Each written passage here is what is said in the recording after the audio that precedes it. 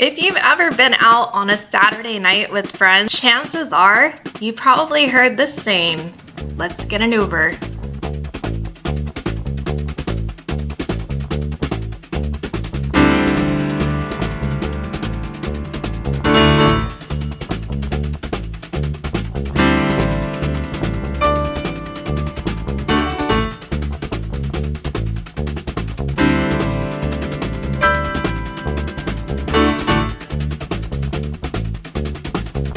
Take a look on around and identify where my... Started in 2009, Uber is a car service where you can get a ride on short-term notice.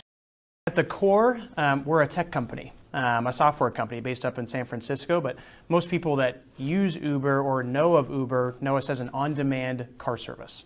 So rather than hailing a cab or calling a cab or even reserving a town car, a week ahead of time, you have an app on your phone, the Uber app. You press a couple buttons and a driver comes right to you. One exponential company, one exponential leader is Travis Kalanick, the CEO of Uber. And if we look at Uber as a company, what it's effectively doing, it's demonetizing and dematerializing cars.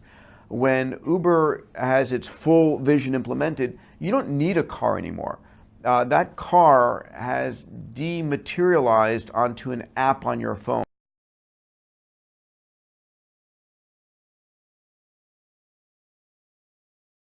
The first step is downloading the app on your phone. For customers, we have an iPhone app and an Android app and a BlackBerry app, a mobile website for Windows Phone users. People can technically just text their address if they need to. So more or less anyone with a cell phone can use Uber. Most use one of our apps. And when you have the app on your phone, you sign up for an account. The app is free to download. Signing up for an account is free. Your credit card goes on file. And so when you actually request a ride, you press a couple buttons and a driver comes right to you. You can actually track their progress as the driver is getting closer to you. They verify that it's you. You hop in, tell them where they want to go. They take you there. And it's a totally cashless service. It's meant to be all-inclusive, so the tip is included. There's no tip needed at the end of the trip. So your credit card is charged at the end of the trip, and a receipt is emailed directly to you at the end, and that's it. Bam! Instant ride. Be picky. Uber has many cars to choose from.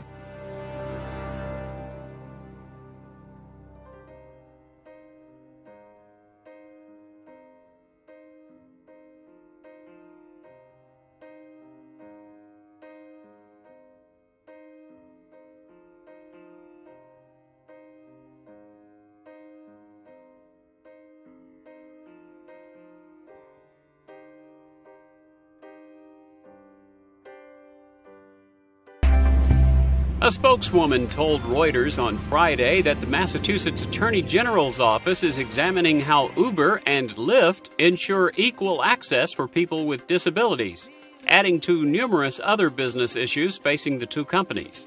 Disabilities rights activists have questioned how Uber and Lyft drivers handle passengers in wheelchairs and the blind. But the Massachusetts inquiry appears to be the first from an attorney general, opening a new area of scrutiny for the companies. When it comes to access, the National Federation of the Blind of California accused Uber in a lawsuit last year of discrimination by refusing to transport guide dogs. A San Francisco federal judge has said the case can proceed. Uber said it regularly speaks with advocates and policymakers about making Uber accessible to riders and drivers with disabilities. We're living in a day where, as an individual, as a leader, as an entrepreneur, you have access to extraordinary technologies that were only available to the largest companies and governments just 20 years ago. The way that you lead, the way that you start companies needs to be different because your ability to impact the world is far different. Today, 2.5 billion. In 5 years, 7 billion people. All of planet Earth is likely to be connected with a megabit connection. Uber works like a metered taxi cab. Prices vary by the car you choose and the city that you're in.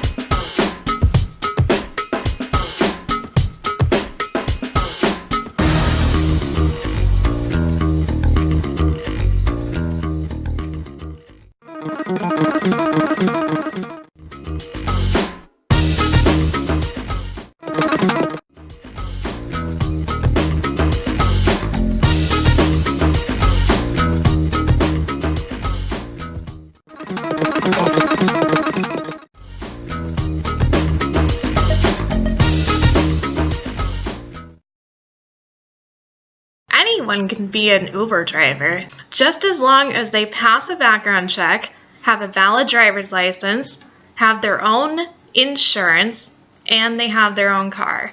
I think the interesting part about it is Uber doesn't own a single car.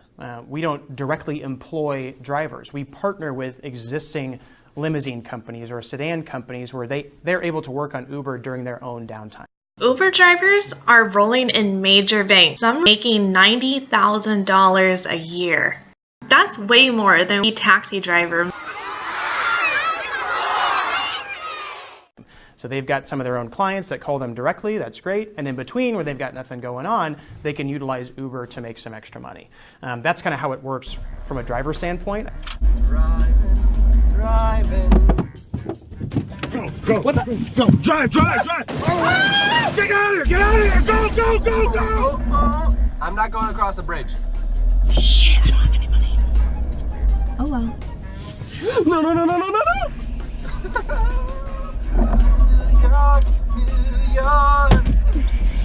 No! Do it again. This is going viral. It's coming.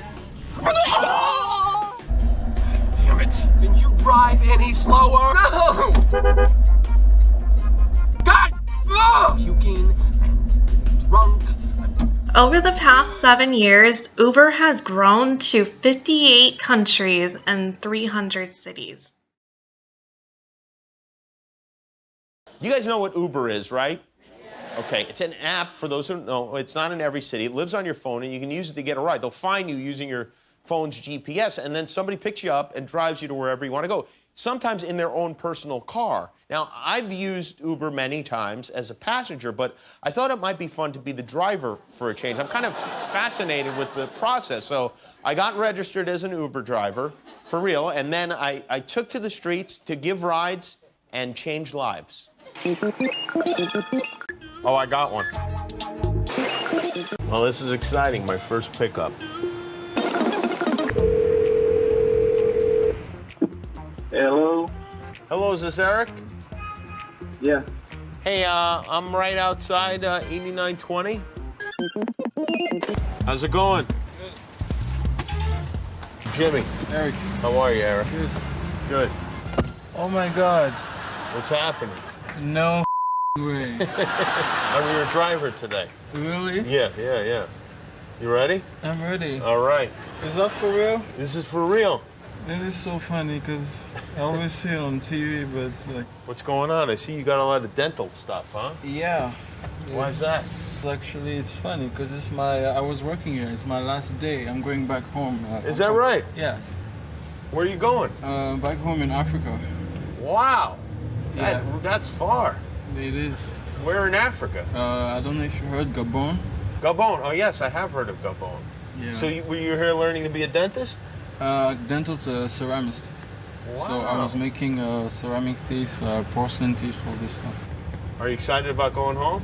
Yeah. Yeah. I haven't seen my family for like a year. Oh, 2 wow. years, actually. Did you buy like souvenirs for your family? That's what I'm gonna do starting from tomorrow. Oh, you want to go right now? Okay. Yeah, why not? This will be the weirdest Uber ride you've ever had. All right, here's the place. The Hollywoodland Experience. So who are we shopping for now? Shopping for... Your parents? Yeah, my 2 brothers and my sister. 2 brothers, sister, okay. So maybe for your father, there's a statue that says best father? Yeah, I was thinking that. All right. Best mom or best mother? Mother. Mother, all right. Best mother. You should get your sister a best sister, right? Yeah. Okay. So there's best brother, but we can only give it to one of your brothers because there can't be 2 best. Yeah. Is there a second best brother statue? All right, well, we'll just get them both best brothers then. I think we should get this one too. Best contractor. Yeah. Oh, here's one I'm gonna get for you. See what that says? Best dentist. Give a speech. I would like to thank everybody that supported me from day one. Family, friends, and most importantly, lately, my teachers, UCLA. Oh, and Jimmy Thank you. The band's playing now, so put that in the basket. These are always very popular. What's your brother and sister's names? My brothers, one of them is Ludovic, the other one is Cedric. Ludovic and Cedric. Okay, for Ludovic, we're gonna get this one. Linda. Cedric, you said? Colleen. Okay. What about some shirts? That's a good one for your parents, right? Get this one. My kids think I have money coming out my ass. Thank you. Oh my God. Look at this. What a ridiculous picture. Look at that. Embarrassing, right? I mean, it's embarrassing. Justin Bieber. All right, we bought a bunch of stuff. All right. He lives in Gabon. All right. Do you have any idea who you're going to give the best contractor trophy to? Not yet, no. You'll find a contractor. One day when you're building a house, if he does a good job, you'll pull this out and really blow his mind. I think we did pretty good. I think they're gonna be happy. You think they'll like all this stuff? Yeah. If they don't, you'll tell them, you know what, there are kids in Africa that don't have 9 trophies. Okay? Well, have a good trip back. Very nice to meet you. Thank you. Nice meeting you too. Best ride ever. I will remember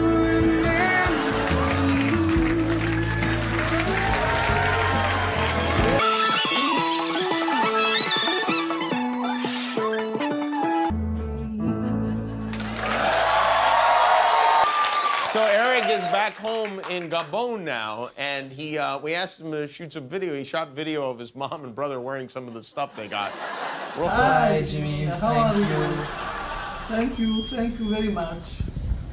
Oh, you're welcome. Why do I get the feeling those trophies are already in the garbage? Today, it has a driver in it.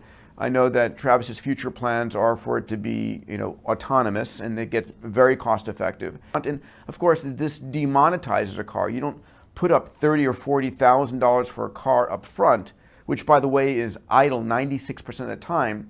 You use a car, buy the drink when you need it. There's a couple of different benefits. One is just the ease of use. It's very simple, and if you're traveling somewhere, you might not know the number to get a cab or the number to get a town car, that kind of thing, but your Uber app will work in any city that we're in. You don't have to have cash. You don't even need your wallet. As long as you have your phone, you can get a ride.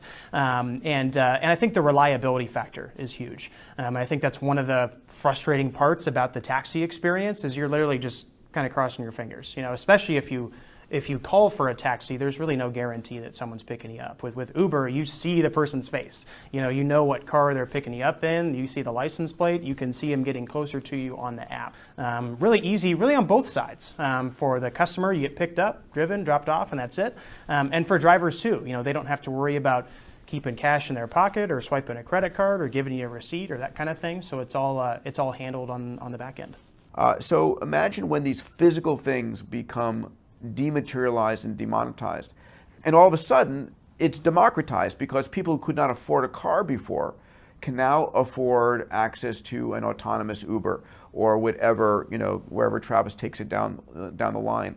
And when an exponential leader can think at this scale to say, okay, how do I take a product or service which was only available for the wealthy few and be able to, digitize it, dematerialize it, demonetize it, and democratize it, and make it available not for 1 million, but for 1 billion people.